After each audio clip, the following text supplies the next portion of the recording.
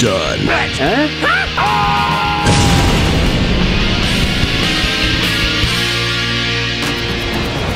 Hello, I'm the Nostalgia Critic, and this is Niagara Falls!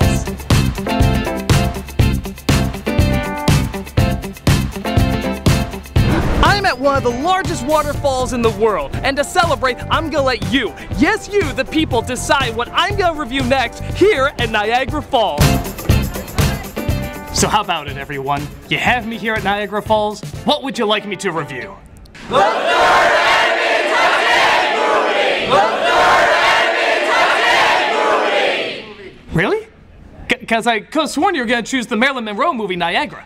The romance between her and Joseph Cotton has been described as a raging torrent of emotion that even nature can't control. The third animated Titanic movie! But Monroe plays a tantalizing temptress that kisses fired man's souls. You can't deny such poorly worded smut! The third animated Titanic movie! Alright, fine. I'll review this movie that has nothing to do with Niagara Falls, but you guys have wanted me to review for years. Will that make you happy?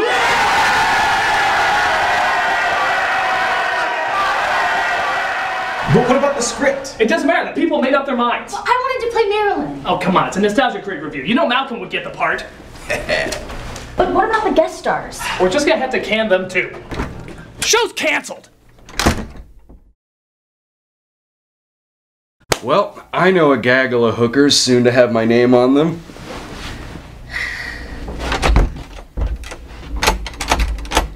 It's locked from the outside. Well, that goes along with him cutting the phone and the TV. Who does that? He said it would keep us in character. As what? Amish bed testers? Is that why he also took our phones and deep fried them? I really should have drawn the line at that. Why do we do things with him? For those who don't know, years ago I reviewed an animated Titanic musical known as Titanic: The Legend Goes On. Not only was it an obvious ripoff of the James Cameron film, but it had racist singing mice, a forced happy ending, and a rapping dog. Yeah, a rapping dog on the Titanic. It was one of the most tasteless abominations ever. At least it was, until I found another animated Titanic musical called The Legend of Titanic. It had racist singing mice, a forced happy ending, but no rapping dog. No. That was replaced with a glove-sniffing fetishist, sharks that escape from jail that sink the ship instead of an iceberg, and a giant puppy dog squid who puts the ship back together so that everyone can get out alive. Good chocolate-coated God. As if having two of these in existence wasn't enough for Skynet to want to kill us, this last one actually got a sequel. Because sinking the Titanic was clearly just part one. The sequel is the one we're looking at today, called In Search of the Titanic. Just when you thought things couldn't possibly get any stupider in a world that focuses on the sinking of the Titanic, what does this one throw in? Atlantis! Yeah, Titanic and Atlantis now exist in the same universe. Well, I guess it is the next logical step. It just keeps going in descending order. Titanic in Atlantis, Titanic in space, Titanic assignment Miami Beach, and of course, Titanic in the Hood. Let's green egg and ham it. The funny thing is, this wasn't even originally called that. It was originally called Tentacalino, the name of the puppy puss in the last one, even though he's barely in it. But his name was changed from the Italian version to something more simple. Whatever they choose to call him. Adi. Naughty. Adi. The great Adi. Yeah, any of these. And thus it became a Titanic movie once again, meaning I have to review it. And believe it or not, it is actually, no joke, not kidding, even worse than the other two. Not one hint of sarcasm, this is the worst one. Now, I do have this tradition of drinking a rather large bottle of Jaeger every time I view one of these, and seeing that this is somehow the absolute worst out of all of them, it's time to push the button.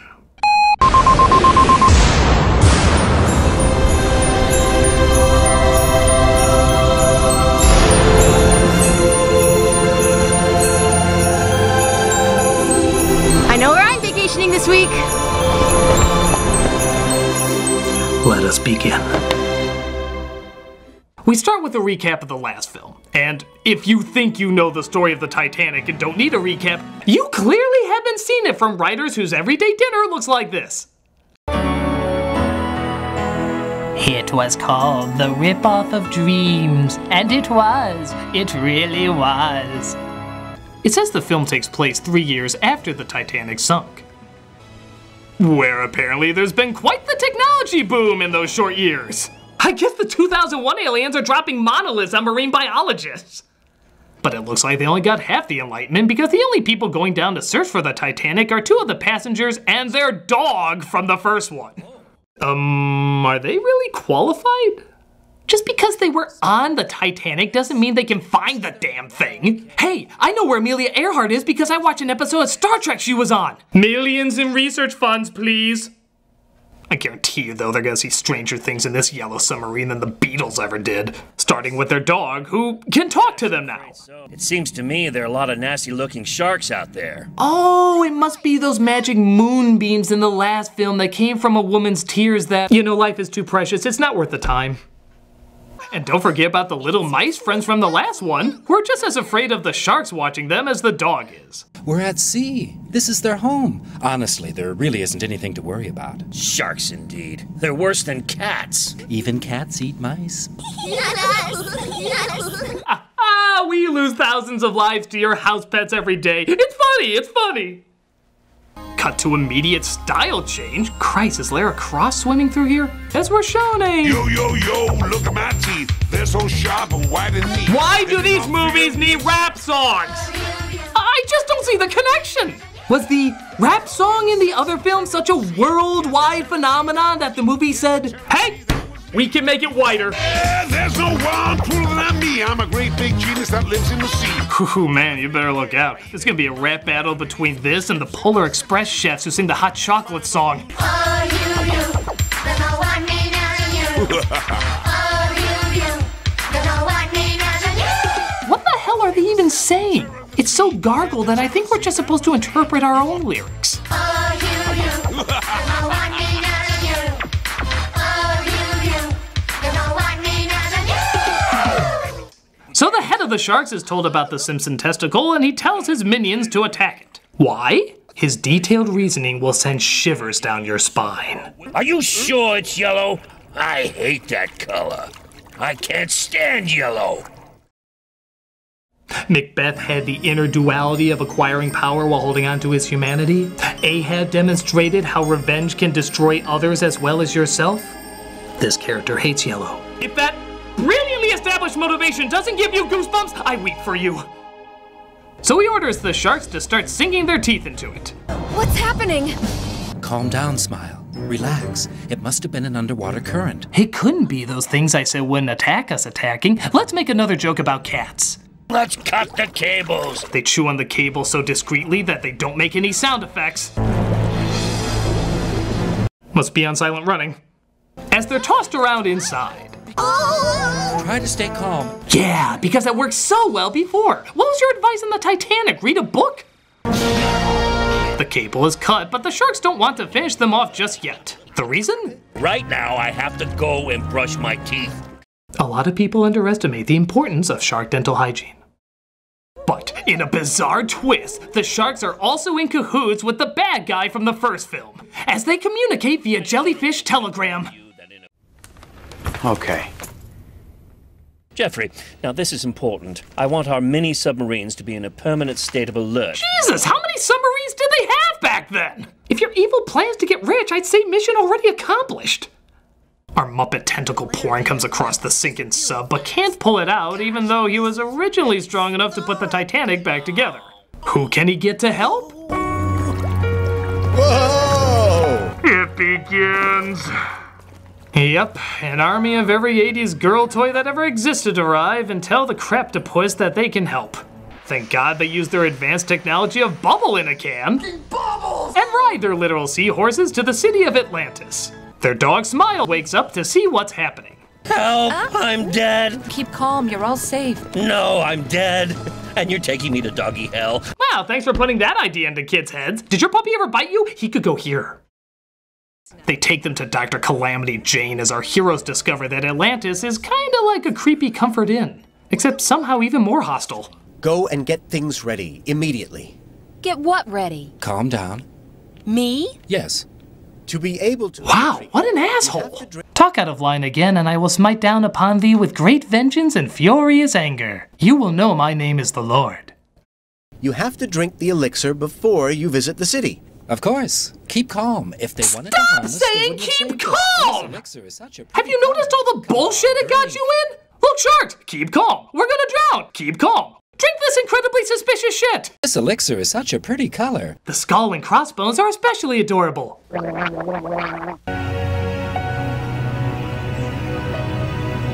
I'm honored to introduce to you my squadron of mermaids and mermen. Bye. Why'd we show up for this again? Does he think we can hear him through that?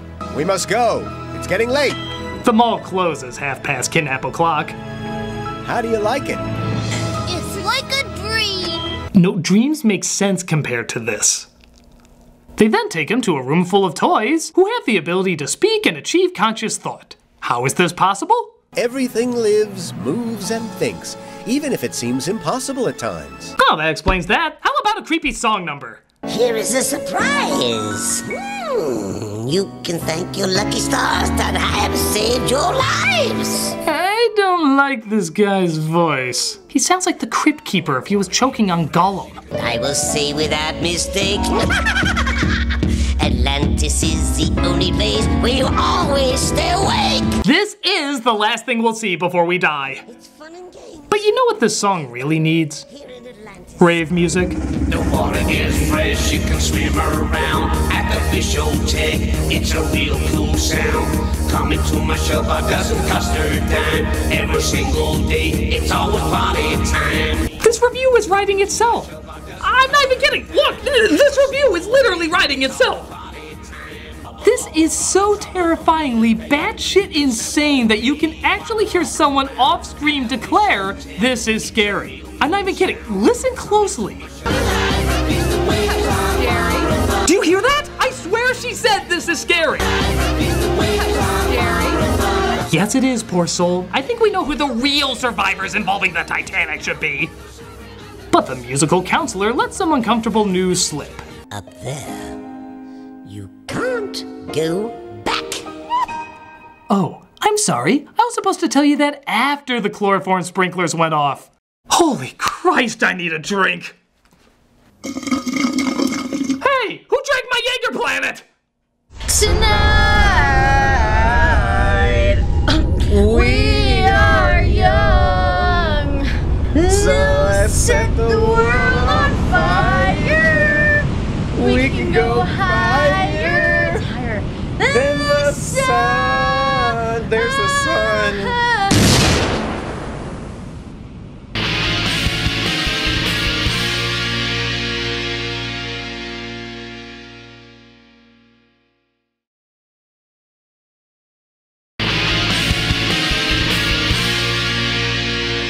So they end up meeting the King of Atlantis, and wow! From now on, Atlantis will be your home, and you will not be able to leave it. Who's a ring wraith now? I hope you will accept my apologies for the lack of tact displayed by our counselor when he gave you the news. On the contrary, it's better that we were told about the situation right away. And I have to say your counselor informed us in the most amusing way, which helped us all to see the benefit. Yes, I love being told I'm a hostage via bullshit music that even Radio Disney would throw in acid. Clearly, you thought long and hard about this. He's also told that the elixir not only has them breathe underwater, but also can have them live forever. Again, would have been a nice nugget of knowledge to know earlier. Your friends aren't still getting over the shock of the news, are they? No, they're still a bit surprised by it, but they understand that we had no choice in the matter. What are you smoking to be so okay with this? Now might be a really good time for you to get angry. Our mice friends come across other mice in Atlantis, because that's a common Atlantean infestation, and it turns out there are even more offensive stereotypes than them. Hey, you can never be too prudent. After you, everything is ready. It's open, but you can trust us, you know. Get out of here, go! And take the flask with you! We call him Mickey Mouse Rooney. While that's going on, Smile comes across a new companion.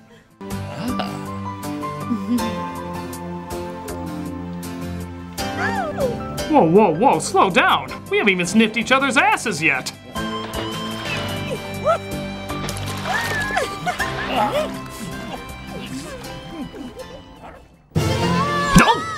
I guess that scene was over.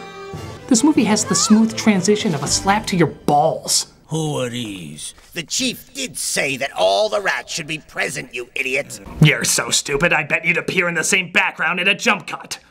So the rats of this underwater world don't like the Atlanteans and want to take them over. Let's take a huge stash of the elixir of life with us. Thanks to the elixir, we'll be able to conquer the world, and we'll offer that annoying little pink octopus as a present to Razor Teeth. That fish is the one that causes all the problems. Razor Teeth? Yes, he's our ally. Wow, I never accumulated so many questions in such a short amount of time. How did the rats get there? If they didn't drink the elixir, how can they be there? How will the elixir make them rule the world? Why do they want to rule the world? What issues do they have with the Atlantean government? How does the Atlantean government work? Why do they think the octopus causes all the problems? How are they in contact with the sharks? Why are they in contact with the sharks? This bullshit makes so little sense you could call it Brexitlantis. This news eventually gets back to our heroes. This time we should all be there. Do I make myself perfectly clear, Smile? But I can't come. I'm really scared of water. I had a bad experience when I was only a puppy. Oh, and being on the Titanic probably played a small part in that. Oh yeah, by the way, aren't we supposed to be looking for that? For a film called In Search of Titanic, there's very little searching for the Titanic. Even for the original title, Tentacolino, he's barely in this either. You might as well call it Left Shoe on Lady's Foot. It'd make about as much sense and be far more engaging. So they tell the king about the evil plot and how they also plan to take apart his counselor. If they dismantle me with a screwdriver, I'll die. They'll have to have a screwdriver, and down here in Atlantis, there are no screwdrivers. They've all been banned. Well, wait a minute. No screwdrivers? All of this city was made with no screwdrivers? Boy, dealers in this city must be very interesting. So they agree to let them do the revolution. I mean, they are just friggin' rats. And to stop them in the middle of it. We'll replace the flask of elixir with a false one, which will be full of water. I'm ready to serve, Your Majesty. We must prepare for battle. All we have to do is win. You've made everyone dumber for saying that. So they help them get the fake elixir, but the Atlanteans are there to head them off. That's it, good! Whoa! Smiles is packing! I'm sending you all to doggy hell! You hear me? Doggy hell! Which we just clarified exists! Attack! Wow, look at all those ships. And not one screwdriver was used on any of them. A little spit and mud goes a long way. So all the toys are marching into battle when somebody spots a little girl doll in the army. A little girl? Little one, I appreciate your effort, but this is no place for someone like you. What is your name, my child? For the love of broken bagpipes. What? I'm not a little girl. I'm the commander of the mountain artillery troops. It's a curse, not a disguise. I'm dolled up like this because I fell into the hands of a little girl who thought she'd put a wig on me when she saw me with this skirt on. Your Majesty! Don't come near me. Let me fight. I have to banish this curse that's haunting me and regain my identity. Okay, some notes? How is a little girl dressing you up a curse? It's just a little girl dressing you up. There's no supernatural elements. Second, why don't you just take the wig off? Along with the makeup? In fact, you're underwater. How the hell does it stay on anyway? Yeah, like that. You just did it! You took it off like it was nothing! Does that mean the curse is gone now? Whatever weird curse you think your Parker brother Ouija board gave you? From now on, you have a new leader. A new general. The General Brumali. And I'm not even kidding. This character never comes back. The strange backstory, the curse, the nonsensical story arc, none of it plays a part in anything. It was 100% pointless. Well, thank you for that. Whenever somebody brings up a Scottish toy who fought in a war who was cursed to look like a little girl but fired a cannon lifting the curse and promoting him to general, I still won't reference you. So they zap the bad guy's ship with some sort of forgetting ray.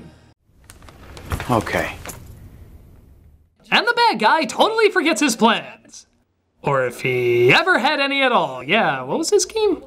Jeffrey, tell me, what was happening? Thus, the rats also find out that the elixir they got isn't the real elixir, as they tested on this old man whom they tied to bricks and tried to drown. You know, I'm starting to think these were the rats Nim flushed down the toilet. Fix them so that they'll never hurt anyone again. Ah! What was that? We've won, we're the best. Why was there a random shot of Pink Thulu there? Was it a subliminal message letting us know the film is always watching us? Jesus died in vain. We've won, we're the best. And as a reward to our heroes, they clean up and put together the Titanic. Yeah, remember that? The title of the goddamn movie? We finished, Your Excellency. Complete with dead bodies and everything. Yeah. Come on, Screwy! Wait a minute! He's with the screwdriver! I thought they were outlawed! In fact, the screwdriver can talk too! Yeah, it can think, it can make choices, it can do anything just like all the other things! That makes it kind of worse! They've outlawed an entire group of people just for existing? That's America's job! So they take the ship and our heroes to the Isle of Naboombu, where they say they'll live the rest of their immortal lives. Sweet? This is a secret island, unreachable by anyone, and here you will live happily ever after. Thanks again for kidnapping us, forcing us to live forever, having us fight in your wars, and dropping us off on a deserted island. Thank God we have no friends back home. And that was The Search for Titanic, by far the worst of the movies. Not because of how historically insensitive it is, you could claim the others are worse for that, but just for what a poorly made, nonsensical, totally mad collection of ravings it is. The imagery in this film is beyond bonkers, and the reasons for the imagery are the invitation to a dark hallway of insanity I wouldn't wish upon my worst enemy. It is beyond words. It is a sickness. It is the worst in the animated musical Titanic trilogy. And I am so sad we live in a world where that's a thing. Holy goddamn hell. For this movie is an infection. And let me tell you, it's infected me. And it's gonna take a long time to get rid of it.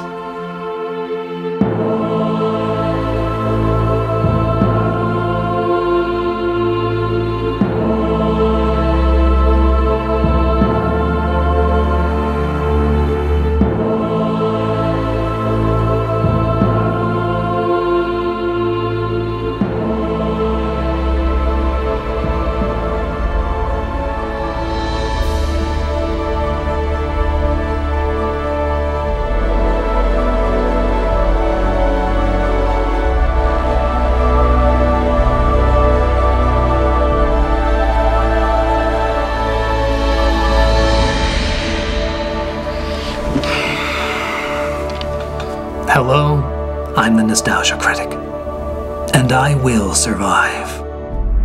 You know, it's funny. In the end, all I had to do was think of people less fortunate than me. That somehow just cleared everything up. Just thinking of people less fortunate than me.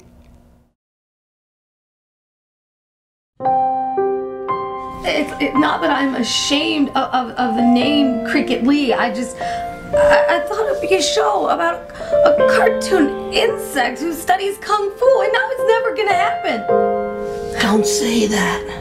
Yeah, we'll make it happen. Actually, I think there is a porno of it.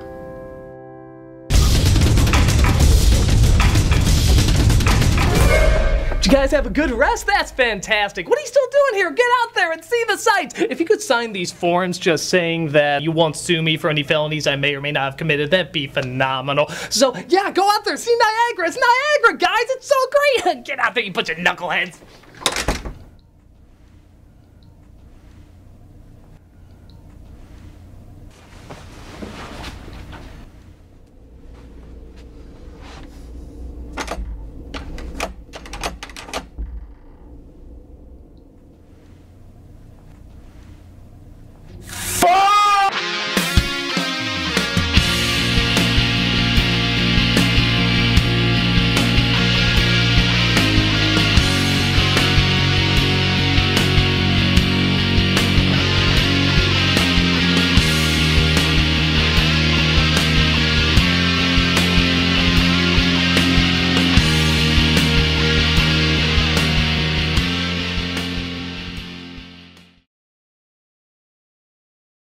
All we have to do is win.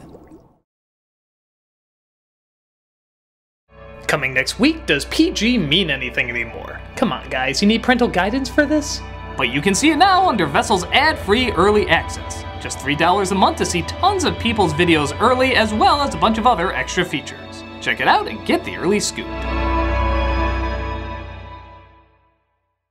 Hey, Doug Walker here doing the charity shout out. This week we are doing the American Foundation for Children with AIDS. This is a non-profit organization providing critical support to infected and affected HIV-positive children and their caregivers. Since 2005, in collaboration with their in-country partners, they've served tens of thousands of families in marginalized communities in Africa. Their areas of impact include medical support, livelihoods, nutrition, educational support, and emergency relief. Currently, the AFCA is transforming lives in Kenya, Uganda, Zimbabwe, and the Democratic Republic of Congo. If you look at their website and their YouTube channel, you can see all the young lives you can make better by simply donating, even the smallest amount. As their motto goes, hope is a spark that changes lives, and the AFCA provides hope to thousands of children in Africa. Check them out and see how you can keep the spark still glowing.